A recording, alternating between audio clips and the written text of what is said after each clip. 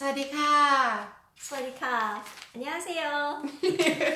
นี่เพื่อนหนูดีนะคะคุณเคลลี่นะคะหรือว่าเคลลี่ชังนะคะที่เป็นเราเรียกว่าเป็น test prep expert นะคะก็คือเป็นผู้เชี่ยวชาญด้านการทำสอบนะคะจากประเทศเกาหลีแล้วก็เราสองคนเนี่ยเป็นเพื่อนกันตั้งแต่เรียนหนูดีเรียนปริญญาโทที่มหาวิทยาลัยฮาร์วาร์ดนะคะแล้วก็เพื่อนของหนูดีเนี่ยค่ะก็จบปริญญาตรีจากคอร์เนลนะคะแล้วเรามาเจอกันที่ฮาร์วาร์ดตอนปริญญาโทค่ะเดี๋ยวจะเล่าประวัติให้เขาให้ฟังสักนิดนึงนะคะ Okay, so I just introduce you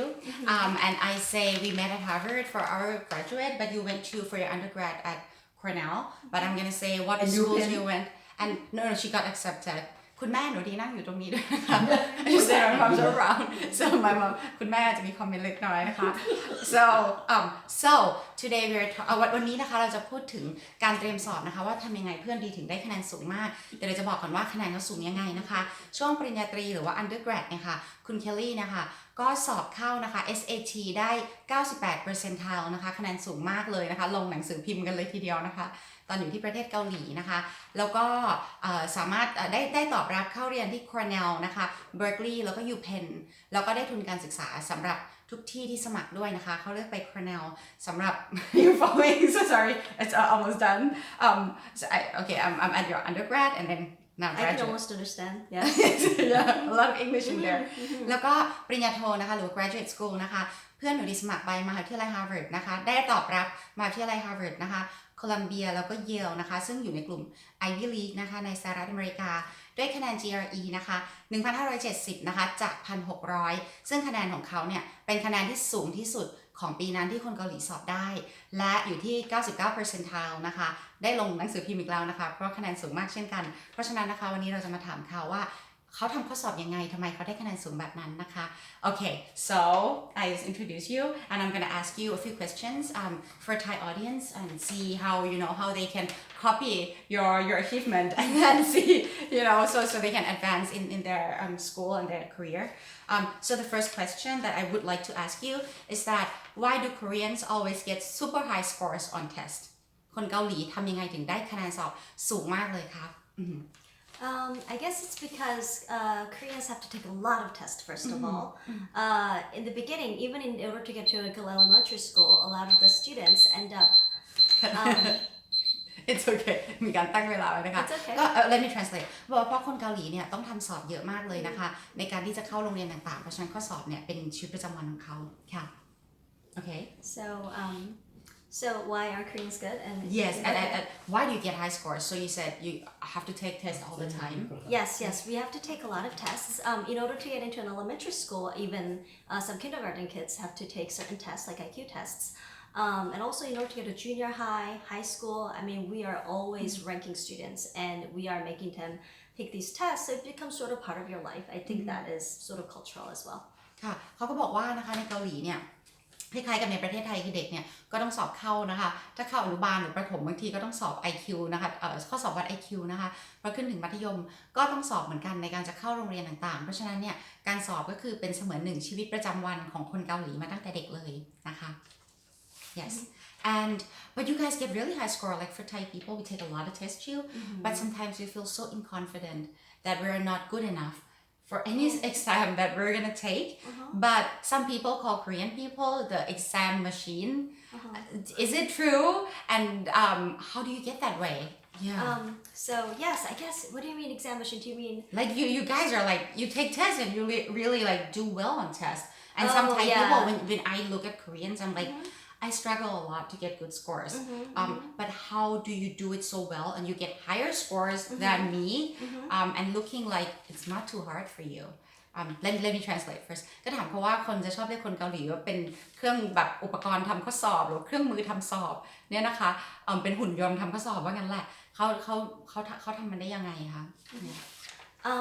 So why do we do so well? I mean, of course we study hard. I mean, there's a lot of time we put in. Everybody's do that. But what you're saying, I think, is that a lot of smart type people who's also very good at test taking. Test taking, and also or assiduous and academic are having difficulties. And I think that actually comes from maybe not understanding the questions, the purpose of the question makers. If you can understand the purpose of it, or if you can learn techniques to find evidence in the passages or in the question, I think that's the kind of skills that Korean people have that enables them to do maybe better than their level of intellect. I see. Oh, let me translate that first. เขาบอกว่าเพราะว่าข้อ 1เนี่ยคนเกาหลีท่องหนังสือเยอะอยู่แล้วอันนี้เป็นเรื่องปกตินะคะแต่ว่าการท่องหนังสือเยอะหรือการใช้ให้เวลากับมันเยอะเนี่ยไม่ได้การันตีคะแนนเสมอไปนะคะเพราะฉะนั้นสิ่งที่การันตีคะแนนอันนึงเนี่ยก็คือการฝึกตัวเองให้คิดเหมือนคนที่ทำข้อสอบนะคะคนที่ออกข้อสอบให้เราทำแล้วก็เป็นการที่เข้าใจเป้าหมายและเหตุผลของคำถามนั้นๆเพื่อจะสามารถเลือกคำตอบที่ถูกต้องเข้าไปให้กับคำตอบนั้นๆได้นะคะในเวลาที่คุณต้องทำคะแนนเพราะฉะนั้นอันนี้เนี่ยเป็นสิ่งที่สำคัญก็คือว่ามันเป็นเรื่องของทักษะบางอย่างที่จะถอดรหัสของคำถามนั้นๆเพื่อหาคำตอบที่ถูกต้องค่ะไม่ได้เกี่ยวกับ IQ สูงไม่ได้เกี่ยวกับเวลาที่ใช้ท่องเสมอไปนะคะมันเกี่ยวกับเทคนิคด้วยนะคะคือการคิดอย่างผู้ที่ออกข้อสอบค่ะ Okay and so let me address this so you in Korea you need high scores or you need scores in order to get admitted to school and to succeed in life sometimes even for like some jobs you need to sit down to take tests right right yeah. I think that is so for a lot of countries and a lot of in this world, right? I mean, in order to get into a position where you want to get to, then people have to sort of discriminate. I mean, not discriminate, it's actually to distinguish, between the people who will be able to hold a certain job. And one fair way to do it is test. It's not definitely perfect. In a way, so there's a lot of problem with it. However, that is the system. So a lot of Koreans feel like that's something they need to learn and train and just can get it so that they get it out of their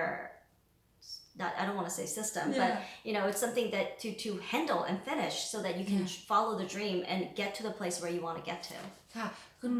เคลลี่นะคะก็บอกว่า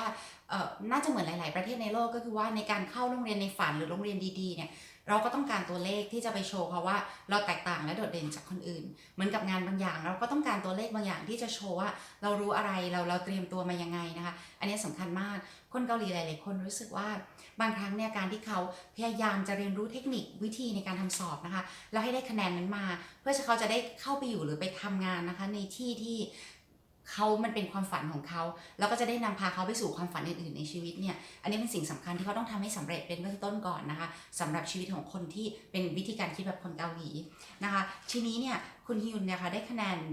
GRE เนี่ยสูงมากคือเป็นเรียกว่าแบบเป็นคะแนนที่แบบสูงที่สุดในของปีนั้นเลยนะคะเขาบอกหนูอย่างว่าคณิตศาสตร์มันมีข้อสอบพาร์ทที่เป็น verbal กับ math ก็คือพูดกับคณิตจริงๆเขาบอกการเอาคะแนนคณิตศาสตร์ขึ้นเนี่ยบางทีง่ายกว่าการเอาคะแนนของภาษาขึ้นด้วยเดี๋ยวจะถามเขานิดนึงตรงนี้ You were talking about math and verbal and when you would like to bring your total score up sometimes a lot of Thai people are scared of math and they think they're never good enough for math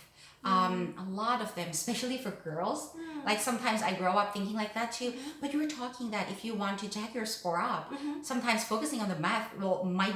might bring your score up easier than the verbal can you elaborate on that a little sure so most of Korean kids when they come to get lessons from me or in my center in Korea what they do is usually if their score was maybe 1200 in their SATs first few months I would say about 150 they will go up maybe 200 scores up and about 150 is math and 50 is verbal. And the reason for that I think is, verbal is a language, you keep using it, but you don't, in order to get higher level, you have to read a lot of books and you have to also memorize a lot of vocabularies. However, with math, there's patterns in the way they give you the test or the way the tests are made. So if you learn those like 8 to 16 patterns and as the ways to solve it, then you can fit most of these questions into this pattern so you can raise up the math score a lot more easily by understanding the skills and the patterns. ค่ะเขาบอกว่านะคะคนนะคะมักจะกลัวกับข้อสอบคณิตศาสตร์นะคะ You were talking about SAT right โอเคในอย่างยกตัวอย่างเช่น SAT เนี่ยบางคนมาเรียนที่ศูนย์ของคุณเคลลี่นะคะในกรุงโซลที่ประเทศเกาหลีนะคะแล้วเขาก็บอกว่าภายในเวลาเดือนหรือ2เดือนเนี่ยในการที่จะเอาคะแนนขึ้น200คะแนนเนี่ยบางคนจำนวนมากเนี่ยจะใน200คะแนนที่เพิ่มขึ้นในเวลาอันสั้นเนี่ย150อาจจะมาจากคณิตและ50เนี่ยอาจจะมาจาก verbal หรือว่าภาษา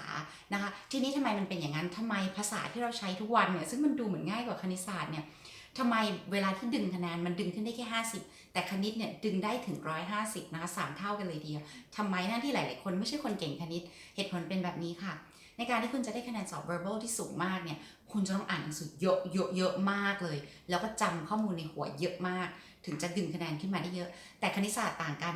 คุณอาจจะเรียนแพทเทิร์นวิธีการทำข้อสอบหรือการแก้ปัญหาคณิตศาสตร์เนี่ย8 ถึง 16 แพทเทิร์นเท่านั้นเลยนะคะใน8 ถึง 16 แพทเทิร์นเนี่ยคุณสามารถเอาไป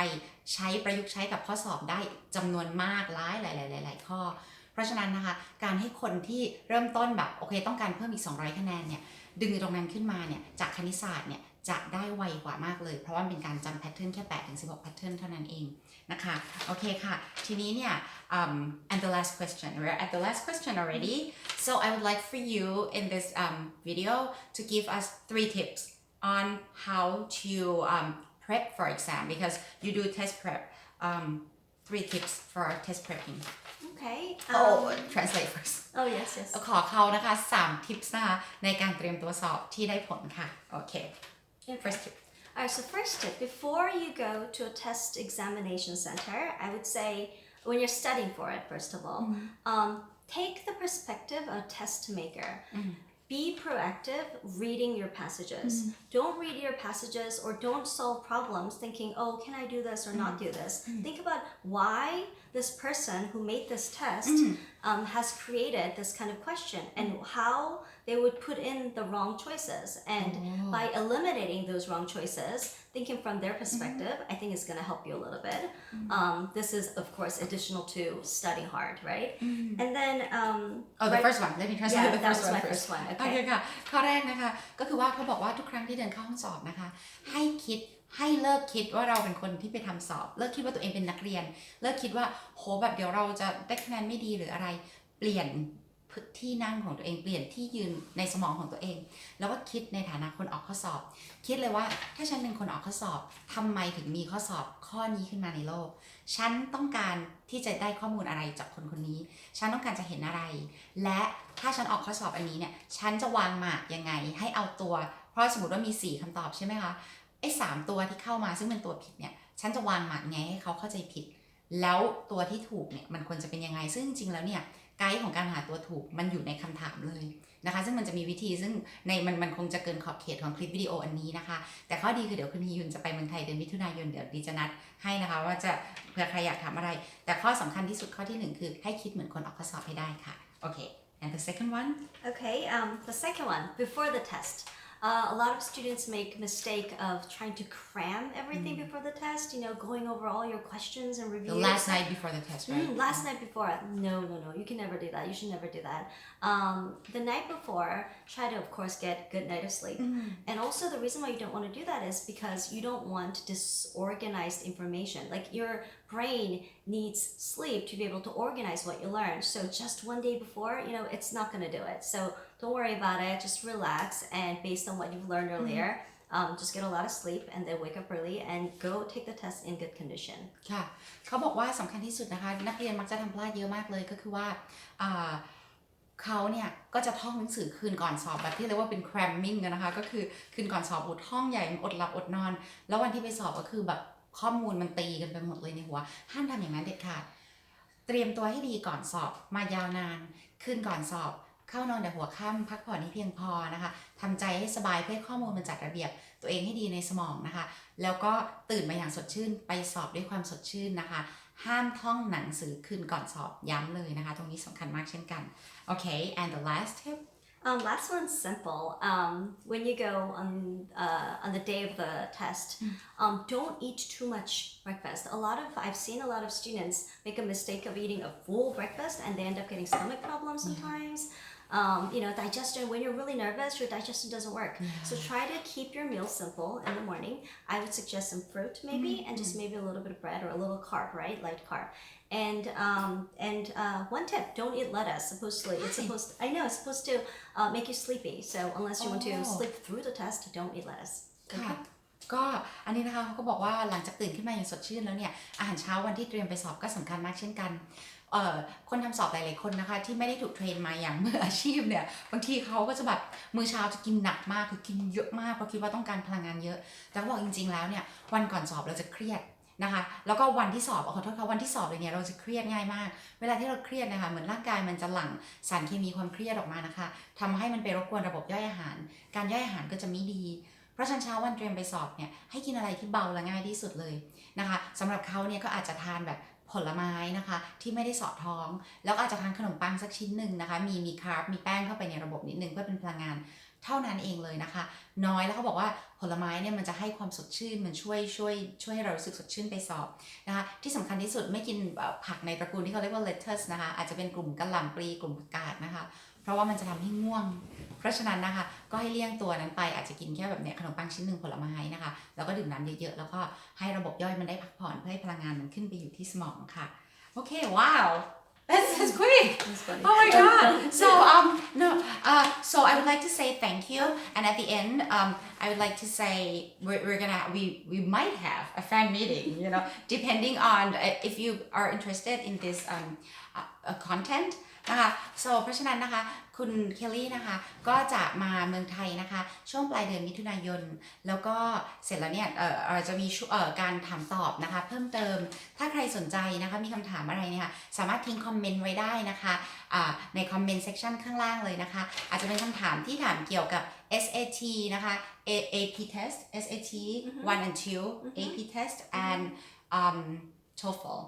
นะคะก็จะเป็น SAT 1 และ 2 นะคะการสอบ AP นะคะแล้วก็การสอบ TOEFL ซึ่งคุณเคลลี่เนี่ยจะเก่งมากนะคะแล้วก็เป็นครูที่สอนนะคะเตรียมตัวสอบในกรุงโซลประเทศเกาหลีด้วยนะคะสำหรับท่านที่สนใจนะคะเราจะทำคลิป YouTube อีก2คลิปนะคะตอนที่คุณเคลลี่มาเยี่ยมหนูดีที่เมืองไทยนะคะใครอยากให้ทำคลิปประเด็นอะไร1และ2เนี่ยเขียนไว้เลยนะคะหนูดีจะมาถามเขาให้แล้วแปลให้ด้วยและจะมีแฟนมิทติ้ง1 ครั้งนะคะเป็นการเจอตัวเป็นๆของเขาและหนูดีนะคะเพื่อแชร์ความรู้นะคะให้คนไทยฟรีนะคะก็เดี๋ยวดีจะบอกว่าสมัครเมื่อไหร่ยังไงสมัครเข้ามาแล้วเดี๋ยวจะหนูดีจะส่งใบสมัครให้เขียนใบสมัครเข้ามาได้เลยนะคะand before we leave can you teach us a very simple sentence in Korean What do you want me to say? Thank you or hello? What should we say Can we say And What good should we luck say? for your exams. What? Good luck for the exam Okay, alright, โอเคนั่นเป็น alright. ไอเดียมา that's my mom's idea โอเค Okay, โชคดีโอเคไปสอบ Let's say ขอให้ good โชคดี luck, yeah good luck 행운을 빌어요. What It's 행운을 빌어요. Hang oh my god what did I say 행운 is luck. So 행운을 행운을 빌어요. 빌어요 That means like for you. to get 행운을 빌어요 Yes. ขอให้โชคดีในวันที่ไปสอบค่ะเมื่อสักครู่นะคะเพื่อนหนูดีก็พูดถึงว่าเขาใช้คำว่า beyond your intellect นะคะก็คือเขาใช้คำว่าเหมือนกับบางทีเราทำข้อสอบเนี่ยแล้วคะแนนที่เราได้มันรู้สึกว่ามันสูงกว่าความสามารถจริงของเราเนี่ยมันเป็นไปได้ไหมเดี๋ยวจะถามเขาอีกรอบนึงนะคะเพราะเมื่อกี้แบบสนใจมากเลยในประเด็นนี้นะคะ you were talking about having higher score than you think you can actually achieve is it possible to go beyond your Your knowledge and smartness? intellect. Yeah, of course. Yes. That's what Koreans do all the time. What we do is, you're at this level, and with the test taking tips and some of the training you do, The of techniques. course, techniques. Of course, you can go beyond your intellect, and That's how it should be, right? yeah, that's how it should be. I mean, it is very obvious that not one culture is smarter than another culture, and there's a reason why one culture just gets a lot of high scores, and that's because it's not like they're smarter. It just they study up to this point, and then some of them is help, support from research and from people who's been doing this for a long time. ค่ะเพื่อนเนยก็บอกว่ามันเป็นไปได้นะคะแล้วมันเป็นสิ่งที่เราควรจะทำก็คือเรียนรู้ทักษะนะคะในการเตรียมสอบเนี่ยเพราะบางทีคนเราที่IQ เท่ากันนะคะสมองเนี่ยแบบฉลาดเท่ากันแต่คนนึงคะแนนสูงมากคนนึงคะแนนไม่สูงมากทำไมเป็นแบบนั้นก็เพราะว่าคนนึงเนี่ยอาจจะมีโอกาสได้เข้าสู่คลังความรู้เกี่ยวกับเทคนิคในการเตรียมสอบนะคะแล้วเขาเข้าใจเทคนิคในการทำเพราะฉะนั้นเนี่ยถึงแม้สมองจะเท่ากันคะแนนก็อาจจะออกมาแตกต่างกันแล้วหลายครั้งเนี่ยคนก็รู้สึกว่าเราไม่ได้ฉลาดขนาดนั้นแต่เราสามารถทำคะแนนให้สูงได้เนี่ยการดึงคะแนนขึ้นตรงนั้นหลายๆครั้งก็เป็นเรื่องเทคนิคเช่นกันนะคะซึ่งอันนี้เป็นสิ่งที่คนเกาหลีเก่งมากเลยนะคะเพราะฉะนั้นเดี๋ยวเราก็จะมาเรียนรู้จากเขาเพิ่มเติมนะคะ 행운을 빌어요. What It's 행운을 빌어요. oh my god what did I say 행운 is luck. So 행운을 빌어요. 빌어요 That means like for you. to get 행운을 빌어요 Yes. ขอให้โชคดีในวันที่ไปสอบค่ะโอเคค่ะสวัสดีค่ะสวัสดีค่ะสวัสดีค่ะ